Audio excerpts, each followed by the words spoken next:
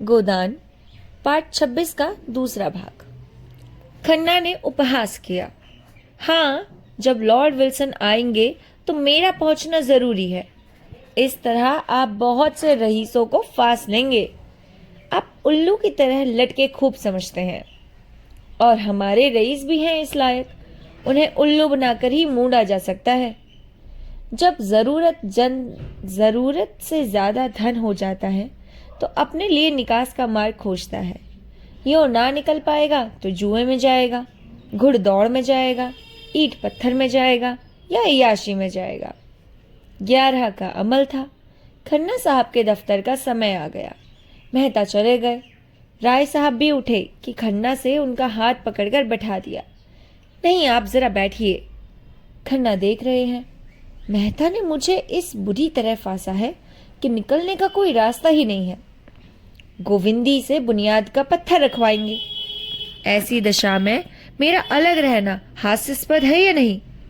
गोविंदी कैसे राजी हो गई, मेरी समझ में नहीं आता। और मालती ने कैसे उसे सहन कर लिया, यह समझना और भी कठिन है। आपका क्या ख्याल है, इसमें कोई रहस्य है या नहीं? राय साहब ने आत्मीयता जताई। ऐसे मुआयने में स्त्री को हमेशा पुरुष से सलाह ले लेनी चाहिए। खन्ना ने राय साहब को धन्यवाद की आंखों से देखा। इन्हीं बातों पर गोविंदी से मेरा जी जलता है और उस पर मुझी को लोग बुरा कहते हैं। आप ही सोचिए, मुझे इन झगड़ों से क्या मतलब? इनमें तो वह पड़े जिसके पास फालतू रुपए हो, फालतू समय हो और नाम की हवस हो। होना यही है कि 2-4 महाशय सेक्रेटरी और अंडर सेक्रेटरी और प्रधान और उप प्रधान बनकर अफसरों को दावत देंगे, उनके कृपा पात्र बनेंगे और यूनिवर्सिटी की छोकरियों को जमा करके विहार करेंगे। व्यायाम तो केवल दिखाने के दांत है। ऐसी संस्था में हमेशा यही होता है और यही होगा, और उल्लू बनेंगे हम और हमारे भाई जो धनी कहलाते हैं, और यह सब गोविंदी के कारण। एक बार कुर्सी से उठे, फिर बैठ गए। गोविंदी के प्रति उनका क्रोध प्रचंड होता जा रहा था। उन्होंने दोनों हाथ से सर को संभाल कर कहा, मैं नहीं समझता मुझे क्या करना चाहिए। राय साहब ने ठाकुर सुहाती की। कुछ नहीं, अब गोविंदी देवी से साफ कह दें, तुम मेहता को इनकारी लिख दो, छुट्टी हुई। मैं तो लॉन्ग डाट में फंस गया, आप क्यों फंसे? खन्ना ने एक क्षण इस प्रस्ताव पर विचार करके कहा, लेकिन सोचिए कितना मुश्किल काम है। लेडी विल्सन से इसका जिक्र आ चुका होगा, सारे शहर में खबर फैल गई होगी, और शायद आज पत्रों से भी निकल जाए। यह सब मालती की शरारत है, उसी ने मुझे जिच करने का यह ढंग निकाला है। हाँ, मालूम तो यही होता है। वो मुझे जलील करना चाहती है। आप शिलान्यास के एक दिन पहले बाहर चले जाइएगा। अरे मुश्किल है राय साहब, कहीं मुंह दिखाने की जगह न रहेगी। उस दिन तो मुझे हैजा भी हो जाए तो भी वहां जाना पड़ेगा। राय साहब आशा बांधे हुए कल आने का वायदा करके जो ही निकले कि खन्ना ने अंदर जाकर गोविंदी को आड़े हाथों लिया। तुमने इस व्यायामशाला की नींव रखना क्यों स्वीकार किया? अब गोविंदी कैसे कहे कि यह सम्मान पाकर वह मन में कितनी प्रसन्न हो रही थी, और उस अवसर के लिए कितने मनोनियोग से अपने भाषण लिख रही थी, कितनी ओज भरी कविता रची थी। उसने दिल में समझा था यह प्रस्ताव स्वीकार करके वह खन्ना को प्रसन्न कर देगी।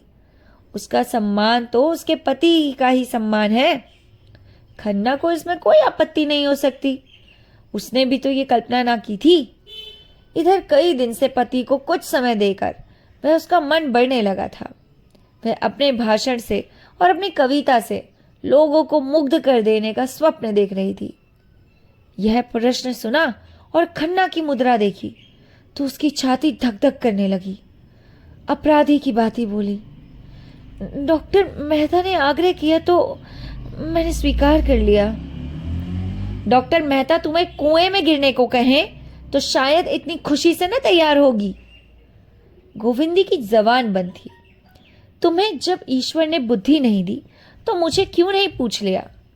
मेहता और मालती दोनों ये चाल चलकर मुझसे 2-4 हजार ऐंठने की फिक्र में है, और मैंने ठान लिया कि कौड़ी भी ना दूंगा। तुम आज ही मेहता को इनकारी लिख दो। गोविंदी ने एक क्षण सोचकर लिखा, तो तुम ही लिख दो ना। मैं क्यों लिखूं? बात की तुमने, लिखूं मैं? डॉक्टर साहब मुझसे पूछेंगे तो क्या बताऊंगी मैं? बताना अपना सिर, और क्या। मैं इस व्याभिचारशाला को एक ढेली भी नहीं देना चाहता। तो तुम्हें देने को कौन कह रहा है? खन्ना ने होंठ चबाकर कहा, कैसी बेसमझी सी बातें करते हो तुम। न वहां नींव रखोगी और कुछ देगी नहीं तो संसार क्या कहेगा? गोविंदी ने जैसे संगीन की नोक पर कहा, अच्छी बात है, लिख दूंगी। आज ही लिखना होगा। कह तो दिया, लिखूंगी। खन्ना बाहर आए और डाक देखने लगे। उन्हें दफ्तर जाने में देर हो जाती थी तो चपरासी घर पर ही डाक दे देता था। शक्कर तेज हो गई है। खन्ना का चेहरा खिल उठा। दूसरी चिट्ठी खोली। ऊख की दर नियत करने के लिए जो कमेटी बैठी थी उसने तय कर लिया कि ऐसा नियंत्रण नहीं किया जा सकता। तब तेरे की, वह पहले ही ये बात कह रहे थे, पर इस अग्निहोत्री ने गुल मचाकर जबरदस्ती कमेटी बैठाई। आखिर बचा कि मुंह पर थप्पड़ लगा। यह मिल वालों और किसानों के बीच का मामला है। सरकार इसमें दखल देने वाली कौन है? सहसा मिस मालती कार से उतरी। कमल की भांति खिली, दीपक की भांति दमकती, स्फूर्ति और उल्लास की प्रतिमा सी, निशंक, निर्द्वंद, मानो उसे विश्वास है कि संसार में उसके लिए आदर और सुख का द्वार खुला हुआ है। खन्ना के बरामदे में आकर अभिवादन किया। मालती ने पूछा, यहाँ मेहता आए थे? हाँ, आए तो थे। कुछ कहा? कहाँ जा रहे हैं? यह तो कुछ नहीं कहा। जाने कहाँ डुबकी लगा गए। मैं चारों तरफ घूम आई। आपने व्यायामशाला के लिए कितना दिया? खन्ना ने अपराधी स्वर में कहा, मैंने इस मामले को समझा ही नहीं। मालती ने बड़ी बड़ी आंखों से उन्हें तरेरा, मानो सोच रही हो कि उन पर दया करे या रोष। इसमें समझने की क्या बात थी? और समझ लेते आगे पीछे इस वक्त तो कुछ देने की बात थी। मैंने मेहता को ठेल कर यहाँ भेजा था। बेचारा डर रहे थे कि आप ना जाने क्या जवाब देंगे। आपकी इस कंजूसी का क्या फल होगा आप जानते हैं? यहाँ के व्यापारी समाज से कुछ ना मिलेगा। आपने शायद मुझे अपमानित करने का निश्चय कर लिया है। सबकी सलाह थी कि लेडी विल्सन बुनियाद रखे। मैंने गोविंदी देवी का पक्ष लिया और लड़कर सबको राजी किया कि आप फरमाते हैं। आपने इस मामले को समझा ही नहीं। आप बैंकिंग की गुत्थियां समझते हैं, पर इतनी मोटी बात आपकी समझ में ना आई। इसका अर्थ इसके सिवा कुछ नहीं है। तुम मुझे लज्जित करना चाहते हो। अच्छी बात है, यही सही। मालती का मुख लाल हो गया था। खन्ना घबराए, हेकड़ी जाती रही, पर इसके साथ ही उन्हें यह भी मालूम हुआ कि अगर वह कांटों में फंस गए तो मालती दलदल में फंस गई है। अगर उनकी थैलियों पर संकट आ पड़ा तो मालती की प्रतिष्ठा पर संकट आ गया है। तब उनका मन मालती की दुर्वस्था का आनंद क्यों ना उठाए।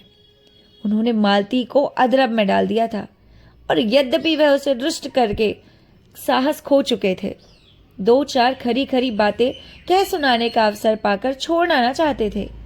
यह भी दिखा देना चाहते थे कि मैं निरा भोंदू नहीं हूं। उसका रास्ता रोककर बोले, तुम मुझ पर इतनी कृपालु हो गई हो, मुझे इस पर आश्चर्य हो रहा है मालती। मालती ने भवे सिकोड़ कर कहा, मैं इसका आश्चर्य नहीं समझती।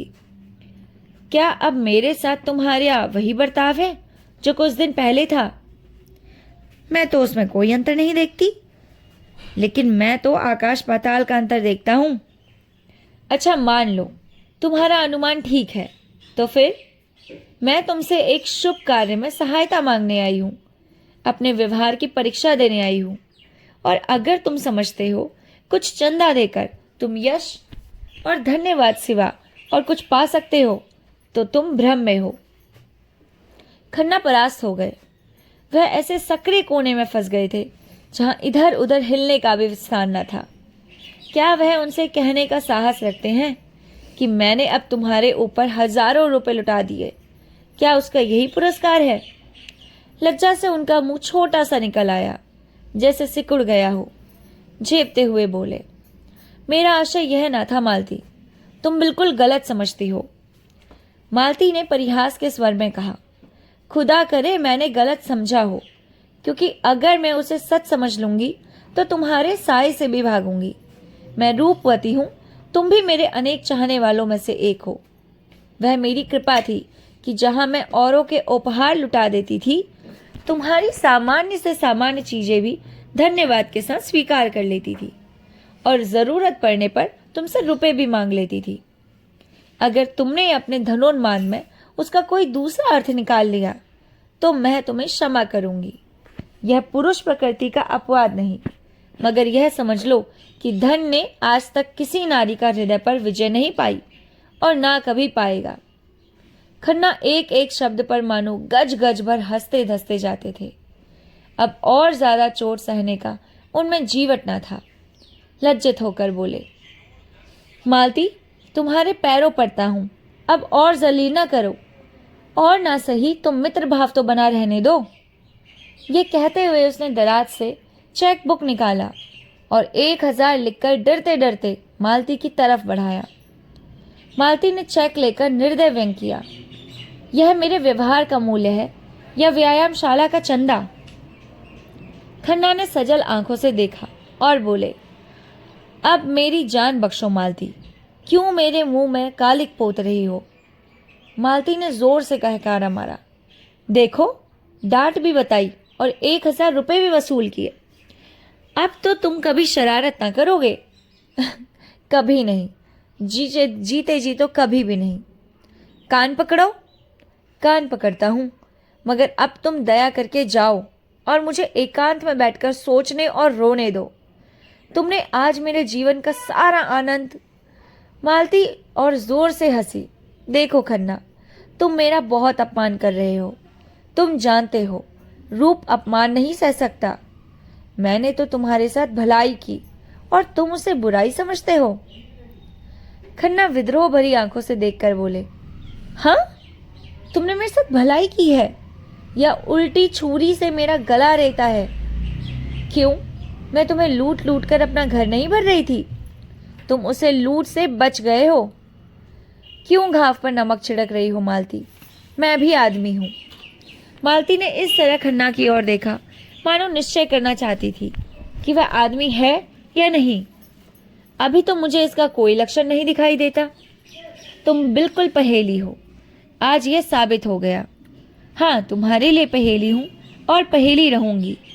यह कहती हुई वह पक्षी की भांति फुर्र से उड़ गई और खन्ना फिर से हाथ रखकर सोचने लगा, यह लीला है या इसका सच्चा रूप। यहीं पर हमारे पार्ट 26 का पार्ट 2 खत्म होता है। मिलते हैं आपसे पार्ट 27 के साथ। तब तक के लिए नमस्कार।